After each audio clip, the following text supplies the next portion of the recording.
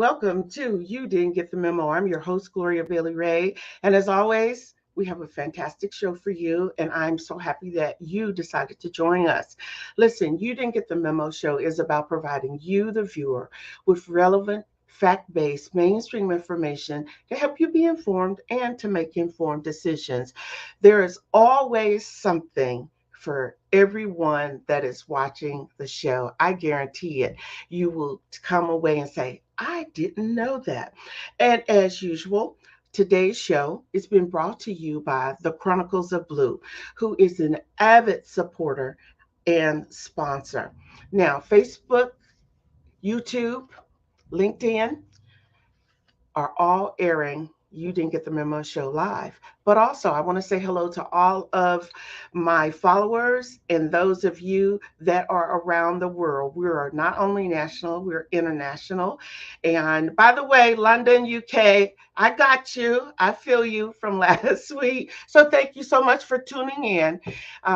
So let me just tell you, You Didn't Get the Memo show is an interactive show. If you have questions for my guests, be sure and place them in the comment section. We'll do our very best to get an answer or respond to you. All right. Now, let me tell you a little bit about my guest. My guest today is Mr. Tracy Underwood of Truly Independent Records. The who's that? I break it down to who that, a true support of stand-up comedy.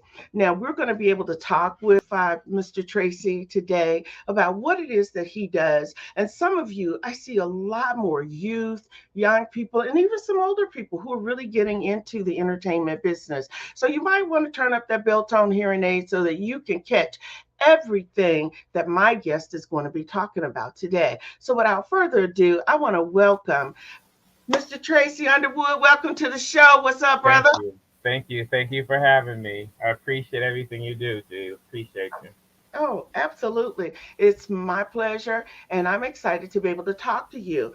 One of the things that I was reading it's not a resume, your CV is vast, it's long, it's big. So, what I decided that I would do is to ask you to tell the viewers about your backstory, where you grew up, how you got into the business of becoming a talent agent. So, I'm going to give it to you, and let's talk about that. I'm gonna date myself. I was at a backslide contest at Chuck E. Cheese in the '80s, watching all of the contestants that paid $2 to get into this contest, and the first prize was $20, and there was at least 20 people in the contest. And I was like, huh, I paid $2 to win 20. Where all this extra money going? And then fast forward, I'm at a skating ring, joining a breakdance contest. And once again, I'm sitting there looking at all of our competition and going over what their secret weapons are so we can be prepared for it. And again, it costs $5 to get into the skating ring. It costs $15 to join the contest. And I'm adding up all these people here, and there's all this extra money. And I was like, how do I do that? Because I have fun, I'm with my friends, and I'll be able to bring out, breaking. My mother says, you better learn how to type, boy. Spinning on your head ain't going to pay the bills. And so, I can type. I can even do 10 key. It's been a few years, but at the same time, I started giving my own skating parties. I started giving my own breakdance parties while I was Okay. figuring out what I wanted to do going to school.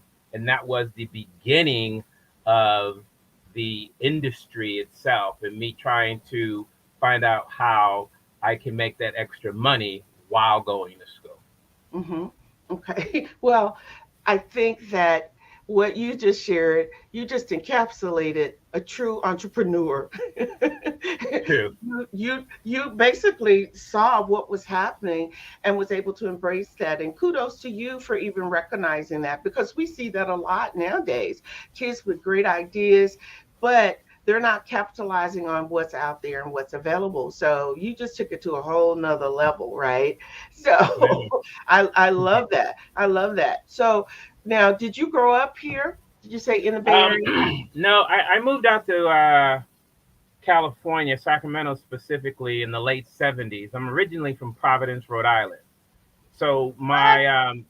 in my preteens, my mother and father separated when I was 4 or 5. So no teary eyed. I used to ride my bike to my father's house all the time, Hmm. and it was no big deal. Like it was something I've always known. Well, in Right. our preteens, my mother's saying, the boys will be teenagers. They're going to stay with dad. I'm going out to California. Then I'm going to do a little traveling, go to St. Croix, maybe the Cape Verdean Islands. And that Mm. was her plan. So she came out to California, and we came out to visit one Christmas, 80 degrees. It was 19 below in Providence. We looked at each Right. other and looked at my mom and said, "We're moving to California." And so she changed all her plans. As Yeah. growing up, all the old people moved to Florida. We just knew there were seasons. It didn't dawn on me you didn't have to have seasons. And so when I Right. came out to California, we stayed. And I mean, granted, every summer we went back east to like 85, 86 or so. Hmm. And then it Hmm. was every other year. And then I just stopped because I hated losing my job because you can't just go for a couple of weeks. My mother's from a big family. You had to go for the whole summer. And Right. then, Right. grandparents wanted to get a little piece of you as well. And then, as I got a little older and not going back as much, we just stayed in Sacramento. Hmm. Yeah, okay, all right. So Sacktown is kicking it. Have a lot of good things that are going on up there. My story is probably very similar, being from the South, coming to California in the wintertime. I'm seeing oranges and grapefruits growing in sunshine, and I Right. knew I'm when I grow up, I'm gonna live in California, and the rest is history. But let's jump into this and talk about a talent agent, okay? First Okay. of all, the first question, because I have a lot of questions, but I will start with just this one. What is a talent agent, in your opinion? A babysitter. Um, Essentially, the way I introduce what we do is, if I make you $1, are you willing to give me 15 cents out of that dollar? Layman's terms, of course. And then we have to discuss what your plans are making that dollar. For example, are you just a weekend band? Are you just a, wedding singer? How serious are you about your craft? Whatever your craft is. Now, once we decide how serious you are, then we're going to get to work. Now, my goal is to work harder than you in earning you that dollar. So you have to still be willing to work.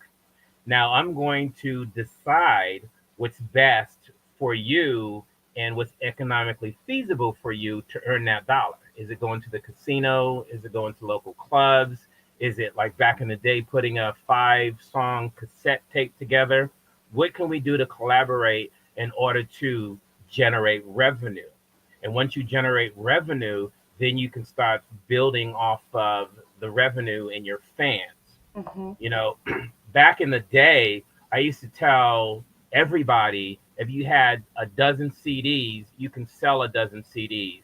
And most people don't believe me. Your grandmother's going to buy your CD. She doesn't care what's on it. Your next door neighbor is going to buy it. You have to treat it like Girl Scout cookies. Everybody in your family is going to support you and buy that CD. My argument is good music doesn't have to be sold. Somebody just needs to hear it. A good joke doesn't have to be told. Somebody just needs to laugh. And so now we got to get you out there to play your music, to tell your jokes, to get that one person to bob their head or chuckle. That's the beginning of your following, and that's the start of your revenue stream, and you move on from there. Okay, okay. So you kind of answered two questions in one, because I was the next one was, what do talent agents do besides babysit? And I feel you on that. I get that. But you talked about that. But let's talk about the type of people that you represent. And you just gave an example about someone that's selling CDs. So I'm assuming, let's just say music CDs. But Mhm. is there a specific focus on a specific talent area, or do you just kind of run the gamut? It in the beginning, I ran the gamut. If you had, I used to say, from adult dancers to shuffleboard. If you want to put the work in, I'm going to earn you that dollar. Trial and error. I learned that it's very difficult to deal with any child that is living at home, and that child can be 16, that child can be 26. But if you're living at home and your parents are deeply involved in your career, you have three different people to deal with. You have to deal with dad, you have to deal with mom, and you have to deal with the actual client itself. And that has challenges. And then as time progressed, dealing with bands that don't want to put in any work. They don't want to go out there and shake hands and politic, as I put it. You got to make sure people like you. And once they like you, then they'll learn to appreciate what you do. And so now, years later, I'm focusing more on comedy. I kind of took a break on the music because they all wanted that overnight success. I call it the, American Idol syndrome. Back in the day, it was solid gold. They just want that instant success Right. without putting in any kind of work. And so, talking to them before we agree to anything, what do you want to do? If this is what you want to do, you got to put your all into it. If you have your part time jobs on the side, great. But your job is creating. I tell writers always be writing. I tell comics everything's funny. You just have to make it funny. Keep writing. Write it down, record it, have your book so you always have some type of material. There's no such thing as a bad song. It's a song that needs to be tweaked, that needs those wrinkles ironed out of it. And Mhm. you'd be surprised how many will start running, and then once they realize it's a marathon, they stop running. And so you have to pace yourself, and you have to have a plan because you are the business. And Right. so when you put yourself together and you're putting together your CD, I tell everybody you're a business. So let's start thinking like a business. How are you going to fund your business? So if you're selling all your CDs, you need to take the profits to them CDs and split it into three: one for the band, one for the band members, and one for equipment. Because you might need a new drumstick, you might need a new, fix your guitar. So you have to think as a business and get a business license. You have to come up with a name. So I've been preaching that for years. So many people don't want to do it. They just want to grab a check and sit back and have somebody else do all the work. It's challenging, exciting, and I definitely enjoy doing it. Yeah. You bring up a number of things. It's almost like you're giving them business 101A because Hmm. the things that you're talking about, things like um, getting a business license, that's critical. Making sure that you got the right bank accounts in place, right? A lot of people just think that I make the money and I spend the money. And it's not like that at all. You really and truly, you're talking about budgeting. So this is a whole nother um, realm that a lot of people who want to, whether they are musicians, whether they're singers, whether they're writers, whether they're comic people, they all have to understand that in order to really and truly make a real living at this, these are the things that you got to have in place. And what I'm hearing you say is people come to you and they're just basically naked because they don't have this um, that's surrounding them. They have those things have not put in place. So that's a lot, to take in, and the fact that you're doing that. We're going to take a really quick break because you touched on something about comment and comedy, and I want us to get into talking about that. And at the same time, we're going to talk about how you source for clients. So don't you go anywhere. You guys, thank you so much for tuning in and hanging in with me. Tracy's having a great time with me today. So I'm pulling it all out of him for sure. And of course, we're still celebrating Black History Month, although I hear people say 365. We know that, but I'm taking what's given us. And so today we continuing on with our Black History celebration with Mr. Tracy Underwood. So you guys don't go anywhere. We'll be right back. There is the therapeutic aspect of music, just expressing how you feel. Kids use music as a way to provide language for their emotions. Talking about my feelings with my mother, I'm gonna just be quiet. In the back of my head, I'm like, man, this ain't it. I'm going to talk to Howie about his feelings, make it into a song.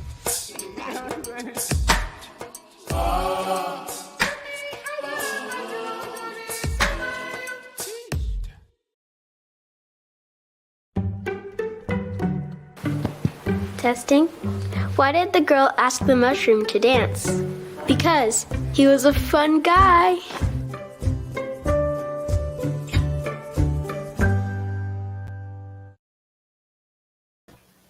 All right, you guys, thank you so much for hanging in here. If you're just joining us, we are talking with Mr. Tracy Underwood, and we're talking about a gamut of things.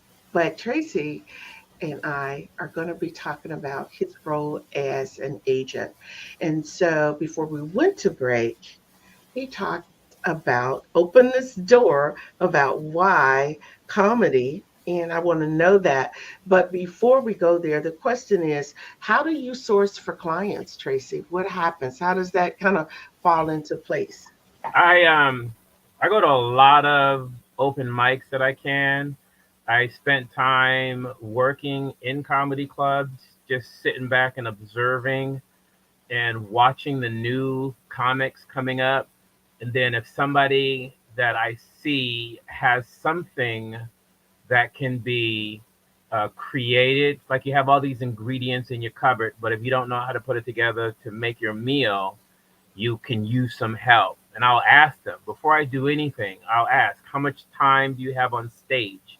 And then once they tell me how much time, what are you going with this? What are you doing with this? What is your end goal with being on stage, making people laugh? And in my not so humble opinion, laughter has value, but the unexpected laugh is priceless. And so, talking to these folks that want to stand on stage, sometimes it's therapy for them, sometimes it's a way to release, sometimes it's a high, sometimes it's a bucket list check. And they just want to get on stage just to see if they can do it. And in my opinion, that's natural. Some of us have it inside of us and we don't even know we have it. And so once you get on stage to that open mic, try it out and see what happens. 9 times out of 10, you're going to bomb. At the same time, you're going to want to get back on just to prove you can do it. And what I usually do is say, hey, we should talk. Give me a call. Let's talk it out. And then once we talk on the phone, then I say, let's break some bread, have an adult drink, and let's feel each other's vibe. Find out what you have going on, and let me explain what I have going on and what my thought process is. And then after that bread breaking, I say, let's recap. And then a few days later, we'll recap to find out if this is something you want to do. Because to me, the most valuable thing I have is my time. And I want to give you my time in order to make sure you are the next to fill in the name there. And then once you get to that level, I'm looking for the next person trying to come up. The young ones that are always asking, how do I get on stage? How do I be you, Kevin Hart? How do I be you, Jay-Z? How do I be you? And I'm saying you have to start somewhere. And the first place you start is wanting to do it, not needing to do it. To me, there's a difference between a want and a need. And you're not going to get that overnight success. Right. I tell people examples all the time that folks didn't always make it, or you'll see somebody and you don't realize they've done comedy first or they've done rapping first. And Right. so I like to make sure, just like you did your research on me and convincing me to do this, I like to make sure everybody researches who they think they want to be, because it's easier said than done. Yes. I was talking to these kids. I got off of BART and they were saying, OG, buy my CD. And my first question was, let me hear it. They didn't have no way to play their CD. So you want me to buy something as a stranger off of faith? I said, here's my card. Give me a call. When you're ready, I'm going to provide you a CD player. So when people come off, they can at least hear a gist of your music. So you'll know what you're working with. Lo and behold, I seen the same kid, I shouldn't call him a kid, seen the same young man at a different stop, and he had a CD player. Without listening to it, I bought his CD because he did listen and he's moving forward. And now I'm looking for the next young kid that wants to move forward, because everybody needs that lift up. Each one teach one. And so I'm trying to make sure they all understand the concept of what I do and what I've been doing for a while, to make sure that's what they're interested in. Yeah. Yeah, and that actually makes total sense. We actually have a question or comment from one of the viewers, and the question is it a? I guess you meant, is it a hard conversation to tell them that they just aren't as good as they believe they are? Good Um, question. that's a double-edged sword because all your millions of viewers can all sit there and think, how did they win an award? Or think, how did they star in that Right, movie? Or think, this is a song? Somebody actually gave them a record deal? right. And so, the old adage stage, it's not what you know, it's who you know, it is still there today. 50 Okay. years later, it's still there today. And so, what I usually tell these individuals is hard work. You have to put yourself into your hard work because it's a job. And so you have to decide, Right. is this your job? Do you want to do this job? Do you show up early? Do you stay late? And do you not complain? It's your job. Now let's work out where you have your wrinkles or work out where you're not that good. I had a 90-minute discussion with this karaoke singer about getting vocal lessons. Never been trained. She says, I always do good. People always applaud. People always show up to see me sing karaoke. And I said, can you imagine if you took some basic vocal lessons on where you can go with your voice? Then I talked to another guy that taught himself how to play the guitar. And I said, play Mary Had a Little Lamb, play the scales from below C to high C. I don't know how to do that. Take basic lessons. You already know the instrument. Basic lessons, learning that instrument will catapult you to measures that you can't believe. And then once you do that, learn how to read music. You have your own project on the side. You can be a session musician, you can be a studio musician because you can learn how to read music and then you can stay working in your industry while you're working on your own thing. So Right. there are times where people, I'll agree, no good. You're not going to be able to make it. But can you put food in your belly and gas in your car and Right. pay your bills? Granted, yes. You're not going to get a big mansion. You might not travel the world, but you're doing what you love. It's your job, and you're sustaining your style of life. You can't overnight have 5 mansions. It's not going to happen. But Right. you can earn a living. And then, then you got to talk about taxes. You got to talk about your business license, talk about your corporations, and you separate everything. And then you're looking for the next person coming up. And so Mhm. it is a tough conversation because depending on how long they've been doing it and how old they are, they don't want to hear what you're saying. They'll Right. listen, but they don't want to hear what you're saying. The first thing they say to me is, well, what have you done for this person, this person, this person? And my response is, what's that got to do with you? What can I do for you? And they, well, did you do? No, let's not worry about what I did for them. Because what's going to happen is we're going to start working together, and all you're going to be looking at is, well, you got them on Showtime at the Apollo. What am I getting on Showtime at the Apollo? You got them Mm. DVD hour special. What am I going to get an hour special? You're not them. Let's focus on you and let's utilize what you have to improve you. And so we don't want to set you up to fail. We want to set you up to be successful. And that starts with you, not anybody else. That reflection you see in the mirror. And Mhm. those conversations I have a lot. You'd be surprised how many times I'm not chasing you. I'll give you three chances and I'm moving on to the next. I'm never going to deny you. I'm never going to block you, as the kids say these days, but I'm not going to chase you. This is your life, your career, and what you want to do. Right, right. Well, that totally makes a lot of sense. And as you know, some people mature at a slower rate than others, right? And at the same time, there are some that are talented. By the way, the viewer that asked that question said, thank you. They appreciate your response. And, I didn't hear you the cut down. No, you're just not that good, right?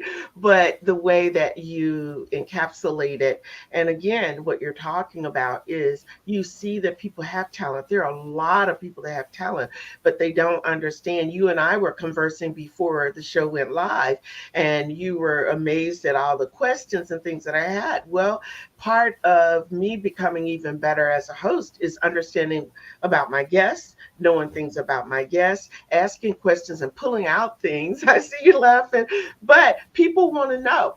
And I tell you, I don't have anyone that doesn't come back and say, wow, I learned something about this person, even though I thought I knew them, or I learned something new. And that's why I say there is something for everybody. So this is the thing, and this is what we're talking about. But let me pivot and go back to talking about comedy.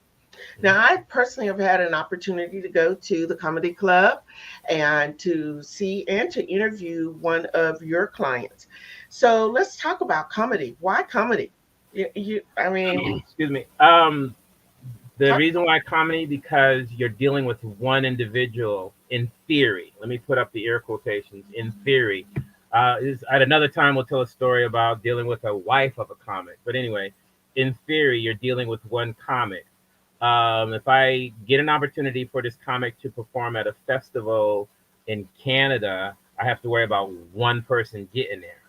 I had a band, there was five of them, and they couldn't even agree on a time for us all to meet. There's five, you're a band, and we couldn't even agree on the time to meet. Dealing with one comic, it's more negotiable. And then to produce a comedy show, to market and promote a comedy show, in my not so humble opinion, is easier because we know the format of what we're doing. And a comic or somebody that's willing to stand on stage and talk to perfect strangers is a class by itself. Everybody thinks they're funny until they get on stage in front of all these people. I even had a couple of spoken word poets that were great in the coffee shop with three people, but get them into a club with 300 people, it's not as easy. So we can work with them and we can mold what they're already doing, almost like a coach.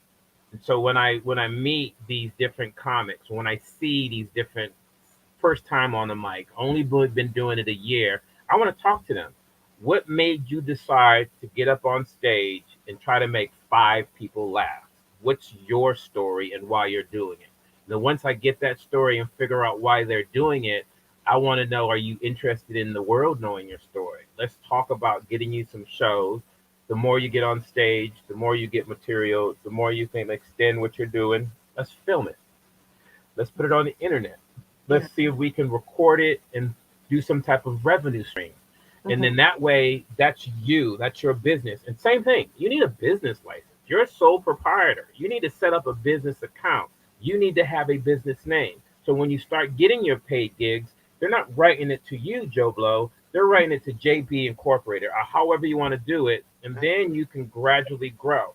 So when you hit that lottery, whatever that lottery may be, you Right. have your own business, then you can start hiring employees and then you can grow your business. And the best example I give everybody is Kevin Hart. When I remember seeing him with LL Cool J on a sitcom. I can't think of the name of the sitcom, but look where he's gone and look how big. I mean, the man works forever, but he has his own business and he's hiring other people. Mhm. And so when you decide what you want to do, get your own business, hire your own people, then you can decide what is your monthly expenses. So as long as you are performing and paying all your monthly Right. expenses, that's good. But you still need a starting point, and we really won't know what we can do to help you until we talk it out to make sure you're not just doing this for fun. You're Right. doing this because you want to do it. Right. Well, a lot of people, though, Tracy, but I've been on both sides where I've heard positive things about agents and I've heard not so positive things about agents, right? And one of the things is it's almost as if the agent is just working for him or herself to get money, right? And Right. are they really involved and committed to to the individual? So, hearing what you say that you do and how you do it, that makes a huge difference. And that's why I wanted you to talk about really and truly what it is and what does that entail. So with that, with me saying that, let's talk about any specific skill sets that maybe someone who wants to become a talent agent should have. And you've been doing this for a long time. So talk about that. Are there specific skill sets that you would say a person needs to have Yes. to become a talent agent? I would say creativity. Well, first of all, agents don't need a college degree, but I would never tell somebody don't go to college. That whenever I meet any of the youngins that are in school talking about dropping out, that's the first thing I say: finish school, because you can never go wrong with a degree, AA, BA, whatever you're going to school for, you can never go wrong with it. And then you have to have creativity, and so you have to definitely be a party planner.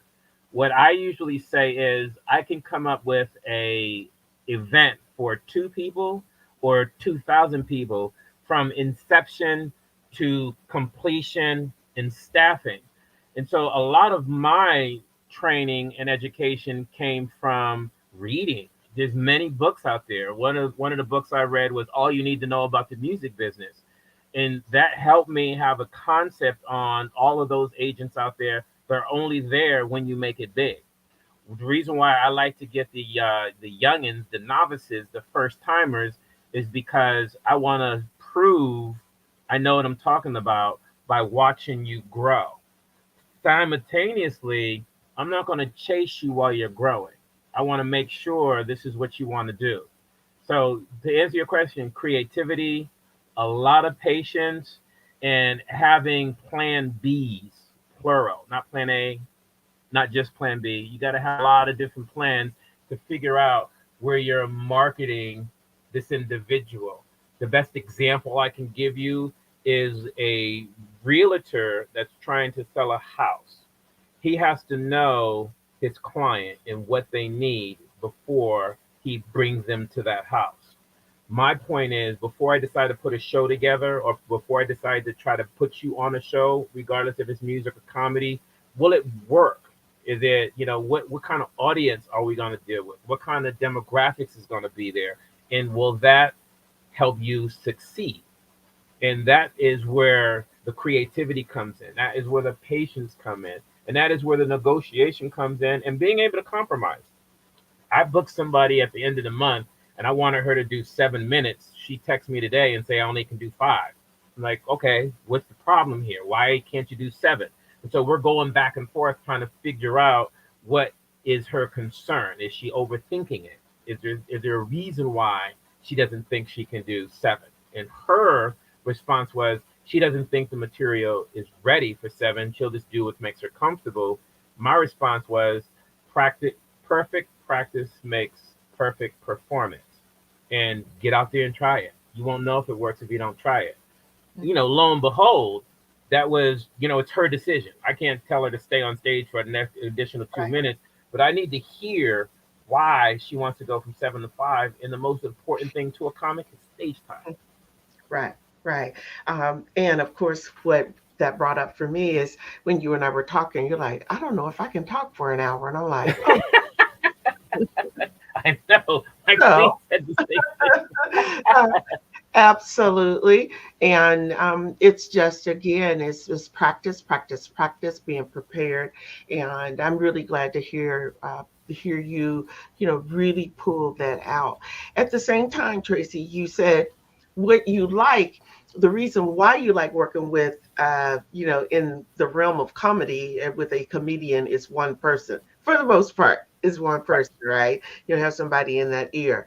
But that brings up the question, do you yourself work solo or do you work with a team of people who are working for or with you outside of the talents that Right. you are managing?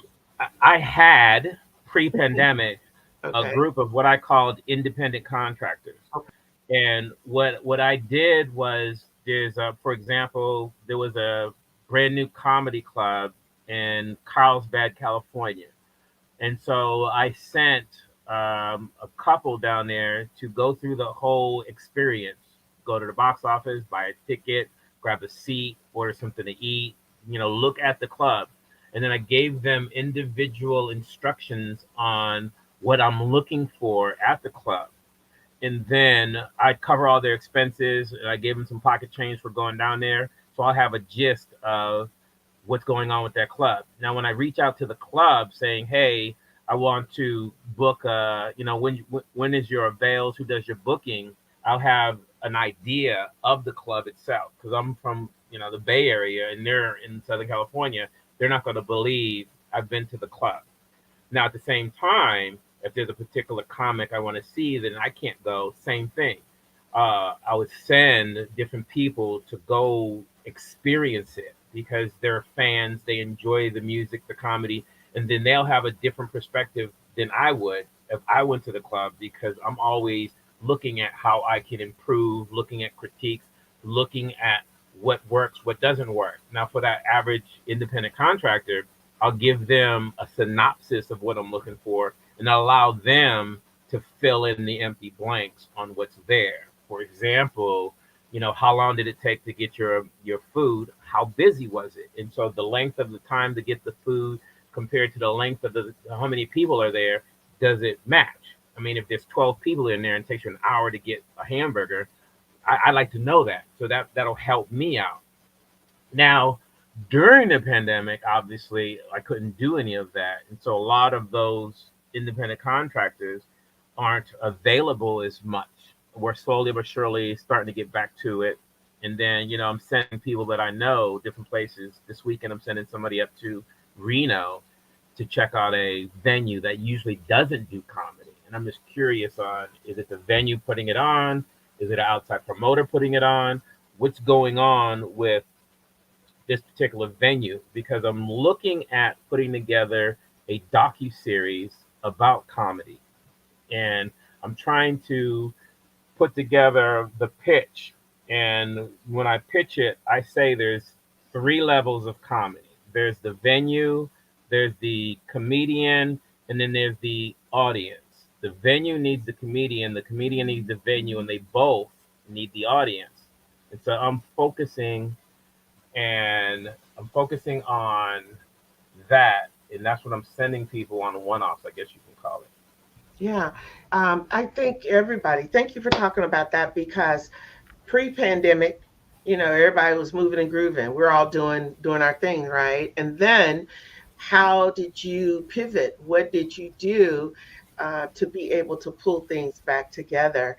And I love the fact of hearing you say, because when I went to the comedy club, that was in December? Was that December when Chris was there? 19th, I believe. Yeah, I think it was December. And let me just say, look, it was packed. In fact, I understand that you were there. I didn't see you. But what was great was the service was impeccable. Food was on time, hot, and the club was packed. So that said a lot. And hearing how you look at that, it's not just, oh, I'm just going to book you here and it's some little dive. So you really take to heart what it is that you want, or how you want things to be when you send one of your clients in there. So that is really, really good to know. Now, look, we're going to take another quick break. Don't you go anywhere, because I see you all into it. And we're going to come back, and you've already talked somewhat about how you market your clients. But I want to know, do your clients get feedback after the events? Do you give them feedback after their performance? Let's kind of really get into what that looks like, and how do we make that switch or that change if there needs to be some things they need to shore up a little bit. Okay. All right. So, guys, you are tuned into the You Didn't Get the Memo show with me, your host, Gloria Bailey Ray, and my awesome guest, Mr. Tracy Underwood, who didn't think that I could pull all of the stuff out of him. As I go forward, we're going to take a really quick break. You guys, don't you go anywhere. We'll be right back. STEM is precise, no margin for error. Dare to forget that. Dare to have fun with it. Get weird with it. Dare to load their minds. Dare to explore. Dare to STEM. Learn more at She Can STEM. Maybe you can make retirement happen. After all, you made home ownership happen.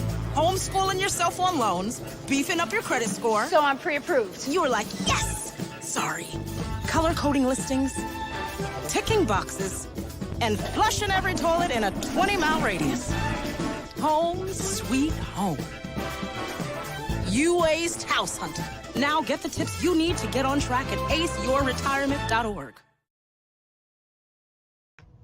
All right, if you guys are just tuning in, we're having a great conversation with Tracy Underwood, and he is an talent agent, just a lot of things. In fact, true entertainment.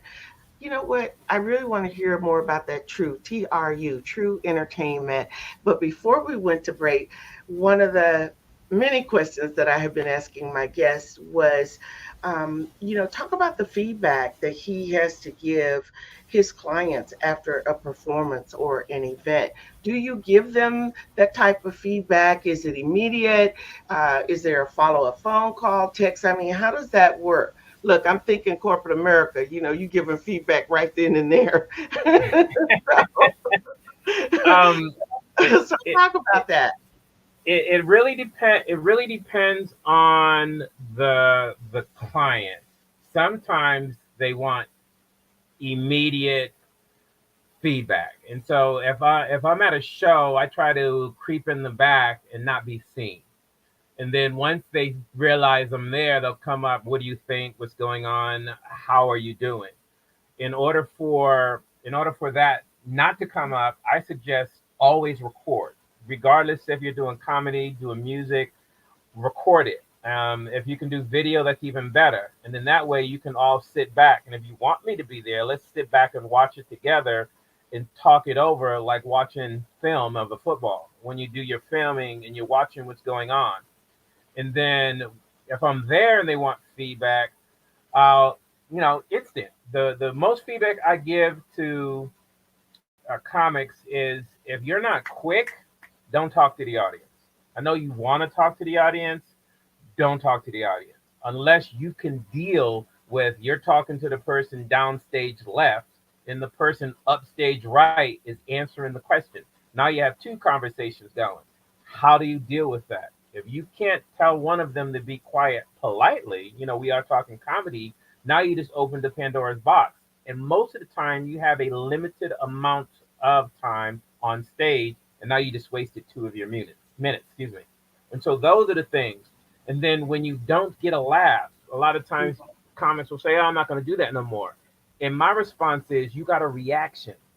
And so if you got a reaction, that means they're paying attention to you. If they're not laughing, that's okay. They're paying attention to you. You engage them and you're entertaining. And once you get them and they're paying attention, laughter will come.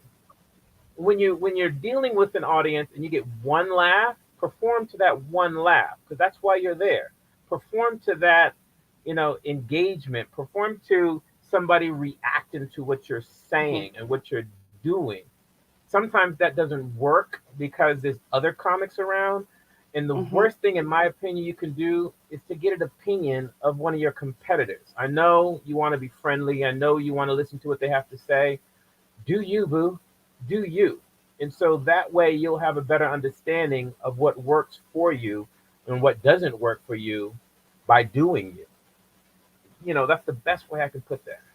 Yeah, actually, it totally makes sense. And I've often wondered about that. If you have someone that becomes a heckler in the crowd and you're talking down, a person made a comment, and then it just kind of has a snowball effect and you lose sight of what your material is trying to deal with that heckler. So, definitely, I think those are some words to be taken under advisement for those of you who are standing up and trying to do this. So, Tracy, with that being said, all right, how do you stay on top of what everyone's needs are? Because I'm certain that you're just not sitting there, and I know that you don't have just one client. So, how do you? It all has to do with scheduling. And so, pre-pandemic, every Monday I would send out an individual email, an individual text, checking in. How's it going? How you doing? What's happening with the family? How are the kids? Making sure we have that connection. It's not all about work. And then I want to know, what is your schedule for the next month, 2 weeks? You have a doctor's appointment? Are you going on vacation? Is it the wifey's birthday? Does the kids need to go somewhere? So that'll give me an idea of what you're doing over the next 6 to 8 weeks. So if something comes up, then I'll know I don't need to bring this to your attention, or I do need to bring this to your attention. And I hate crying wolf. If I get anything, I'll interact back and forth. For example, I have all of them on a casting website. Even though they're not there for acting, it's still good to see how the casting directors look at them and realize they're comics. And you'd be surprised how many casting directors want you to come and read something. But if you're out of town, I'm not going to tell you, hey, by the way, this casting director wants you, because you're out of town. And then when you are doing other items, when you're booking other shows, let me know. And so that way I can even try to help market, or I can even try to make sure that there's no conflicts. And it's just scheduling. It's just like if you were a sixth grade teacher and you have 30 kids in the class and it's a Friday before spring break, you have to keep all of those kids occupied and make sure they're all, paying attention. Right, right. So, needless to say, being organized is definitely a skill set that one has to have in order to juggle all of these balls. But that's actually really good to know. So, with that being said, let's talk about coaches. You said early on, in our discussion, that one of the things that you've suggested to people that you've worked with or would like to work with is to look for a coach or a trainer if they feel that you feel that they would need one. Or maybe sometimes people don't know and they don't know where to go. So, in your cadre of people that how do you make that referral, and what does that look like in talking with one of your clients? For the musical clients, I'm always saying vocal coaching, singing lessons. I'm always saying learn your basic keys on the keyboard, learn your basic, whatever instrument you play, take that basic class so you'll have a gist of your instrument. And then once you get the gist of your instrument, it's going to improve you. For the spoken word poets and for the comics, public speaking, and standing in front of an audience, learning how to publicly speak, not to rush your words, not to, you know, mumble, not to say and make sure you have an idea of what you're going to say before you say it. When I took a speaking class, a million years ago, they gave us a synopsis with 5 points on it, and we had to speak on each point. So you're not reading, you're talking to the crowd. And then when that subject matter is over, you go back to your next point. Now, for a comic, a lot of times they'll have stage fright. And so what I suggest is either you look at somebody in the audience, or you look at the three walls behind them. They don't know you're looking at the walls. They just think you're looking at the audience.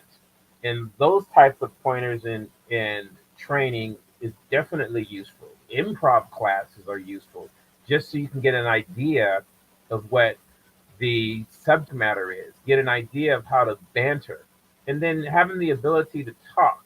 Know your subject matters. If you can't talk about auto mechanics, then don't bring up auto mechanics. But whatever's in your wheelhouse, whatever's in your menu, whatever that's what you can talk about, and then you can turn that into funny because you know it.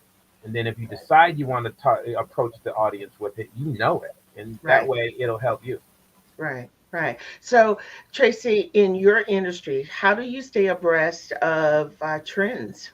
How do you know Well, what's going I on? mean, Because nowadays it's easier said than so done. much. Yeah, because you have the YouTuber that has 1 billion views but never been in public. And so when he comes Right. in public, he has 400 people in front of them but you can obviously tell he's never been on stage. At the Right. same time, he has so many followers, he has to get on stage. And so that's a catch Mm, 22 because mm, everybody wants followers. And my theory is, again, I have to go back to the 80s when you used to sell at the local liquor store, when you used to go to the local market. And so right. you need to get your local support behind you. And once you get the local support behind you, you need to reach out to those individually. Posting something doesn't work. Pick up the phone and call them. Hey, thanks for coming. Sending a group text, in my opinion, mind you, that's not personal. I want you to talk to them. Ooh, Like when I invite somebody to go to a show, I'm not saying I want you to go to this website, go to that website. I'm going to give you a flyer. I'm going to personally hand you a ticket. You're my guest. I want you to come to this show. You. If you decide you want to bring other people, here's the buy now link. But I want you to come to the show.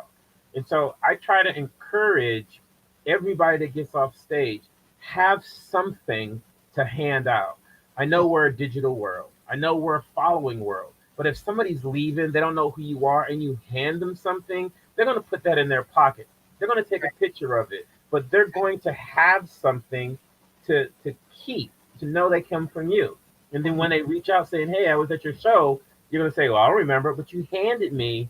Then you can, put that facade up. "Oh yeah, I remember. I handed you the card," and that fan is going to tell somebody else.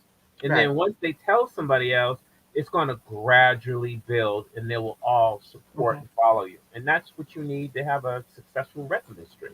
Yeah, that makes me very happy, Tracy, because that's one of the things for all of my guests. As you guys all know, these are non-compensated interviews, and at the same time, sending out those thank yous and those little thoughtful gifts that goes a long way. And I don't ever think that I will lose sight of sending you handwritten notes and thank you, irregardless. I know we live in the digital world, but I'm so happy to hear you say that because it means nothing, especially on a group text. Can I just say this? I don't like the word HATE, but I hate being on group text messages.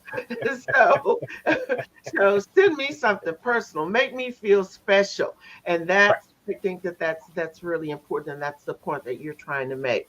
Now, Tracy, we're going to take one more quick break. And when we come back, here's the question I want you to think about. Um, you know, what, in your opinion, are the keys to being a successful agent? And what is it that you want people who are watching the show today to take away? So, you guys don't go anywhere. Tracy, you mull that over, and we'll be right back, you guys. Thank you for watching the You Didn't Get the Memo show with your inspirational host, Gloria Bailey Ray. It's your contributions that make this happen. To become a sponsor, send an email to youdidn'tgetthememo@gmail. That's the letter U, didn't get the memo. If you're not in a space to be a sponsor, but you like what you hear, we simply ask that you support what you like by making a contribution to the show. There are 3 ways to make an online donation. Visit paypal.me/Gloria Bailey Ray or Cash App or Venmo, Gloria Bailey Ray. Give what you can. Your support is appreciated. All right, guys, I want to thank you so much for hanging in here with my awesome guest, Mr. Tracy Underwood, who actually can talk a mile a minute, even though he says that he does not and cannot. Shout out to my girl, Miss Wanda, up in SAC, watching the show. An awesome Back woman. And down. you guys, yeah, hi. So before we went to break, Tracy, one of the questions that I asked you, one of the 2 questions was, in your opinion, what would you say are the keys to being a successful agent? Because anybody, like you said, anybody can say, "Hey, look, I'm going to represent you," but you got to have the skills and the know-how and the moxie to be able to do that. So that's my first question. What would you say are the skills needed? Um, you have to have multiple hats because I don't just represent. I manage. I promote. I market. I come up with ideas because that's what I like to do. I like that raw, untouched talent, and I want to be able to work with them to grow. A quick example is I don't want to just to have wine from my vineyard. I want to have jellies. I want to have the grapes. I want some of the land to be multi-use purpose. I want to be able to utilize that vineyard for everything. So to be successful, you have to be able to do everything in the very beginning. And then as you move forward in your success, you can grab somebody else to come in and manage, or you can manage and grab somebody else to come in to be the agent. Because to me, that successful entertainer, regardless of the genre of entertainment, will have an agent, they'll have a personal manager, they'll have a business manager, they'll have an accountant, and then they'll have a lawyer. So that's their top five or their starting five. But that's way down the line. Everybody I'm dealing with still have that 40-hour week job. So when I say tri-level dual world of comedy, you'll have your day job and then you'll have your night job, because the night job, standing on stage, doesn't pay your bills. That's why you need that day job. And so to represent that person, you got to have that patience. You got to know he might not be able to go to that festival in Ontario. He might not be able to do that gig in Reno. And so you have to be prepared for that. And then you have to make sure you communicate. And you don't just communicate, you listen. When I talk to anybody brand new or somebody like Key Lewis I've been dealing with for years, every time we talk, I'm writing down, I'm taking notes. I'm listening to everything he says and everything he does not say. Right. All written down. So when we recap or when we get back to business, then I can have something to refer to. Every time I talk to anybody, it's not always business. It's always about you. How are you doing? How's it going? Is this working out well for you? I mean, is there anything you need? And I was talking to his wife. We did a show in Sacramento at the Punchline, and I was like, what can I buy him that will work and be helpful? And she said a little refrigerator. And so I bought him a little refrigerator that you plug in, and then you can do you can adjust it, and it can be a warmer as well. And then I sent it to him, and I mailed it to him, and he's like, "Why'd you send me this?" And I was like, "Because when's the last time you got anything for you and it's useful?" I'm just letting you know we're a family. We're going to grow together. And so to be that successful, that patience kicks in, and with the phrase, the money's working for you, or are you working for the money? It's going to come, but you just have to be prepared and willing to put in that work and grow. And now I have 12 people I'm dealing with now. I'm gradually building. The pandemic dropped a lot of people off. There's a few that said they don't want to do it anymore, but I find it fun. This was something I did part-time in the late 80s when I was going to college. And so, that I'm going to date myself. I did, Montgomery Ward's extended warranty. I was working for Sears doing siding. And then I gave one party, and that one party covered that week's check. I'm like, man, I got something going on here. And so that within itself helped me have a better idea of dealing with others. You can't hold a grudge. You can't get mad. And you have to be prepared for, everything subject to change. Right. And then move on to the next. Right. So, Tracy, in 30 seconds or less, I need you to tell me, what do you want people watching the show to take away from today? Entertainment needs help. And especially since the pandemic, go check out a comedy show. Don't worry about who's on stage. If you like rock music, go see if there's a band playing somewhere, or any kind of music. Go support and listen to what they're doing. And if they have any merch or if they're selling anything, buy it, support it, see somebody in person. That is gradually coming back. And that's what we all need. This is great. I love the show. I got introduced to you before you got online. I actually sent the client to you when you was in the studio years ago. Yeah. And this helpful, but when she does go in person and have show live, got to come out and support. Nothing better than a personalized support. And that's what I want to take out. Get out there and support the entertainment industry. It needs it. Yeah, absolutely. Well, Tracy, don't you go anywhere, okay? I'm going to come back to you. I'm going to say to all of you, first of all, I want to thank you guys so much for tuning in and watching today's show. Thank you for your questions. Thank you for sharing. For those of you who missed some of the show, listen, You can go back and watch every episode on YouTube, on Facebook. It's up there. So make sure that you go back and you watch the entire show. It definitely does help. We all know, you heard Tracy talk about ratings. I want to thank my guest, Mr. Tracy Underwood of True Entertainment, for being on the show today. It is my hope that those of you who are seeking someone of Tracy's caliber, that you will reach out to him at the numbers that I have been sharing with you on the screen, and make sure that you contact him. Listen, you guys, coming up soon, Company Store is going to be open for you to buy some You Didn't Get the Memo merchandise. That will be caps, that will be t-shirts, it will be, let's see, we've got mugs, we've got stainless steel water bottles. That's important, stainless steel water bottles versus plastic. So a plethora of things, and I will be making you guys aware of that. And I certainly hope that you will visit the store on the You Didn't Get the Memo.com website. Now, be sure to follow me on all my social media platforms, you guys. I can't say enough about that. And mark your calendars for every Tuesday, 5 p.m.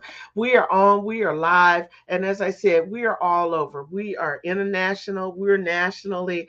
And I am just so excited to see how this show has morphed and how I have been able to, basically rethink how we need to do this since the pandemic. I guarantee you, you're not going to be disappointed. So make sure that you tune in, lock your calendars in, 5 p.m. Pacific, 7 p.m. Central, 8 p.m. Eastern Standard Time. I appreciate all of you guys. You need to know that. And if you don't, let me just say it to you, for your support and for tuning in.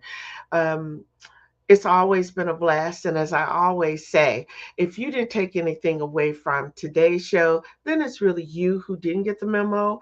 But I always like to remind all of you, listen, the quality of your life is determined by the decisions that you make.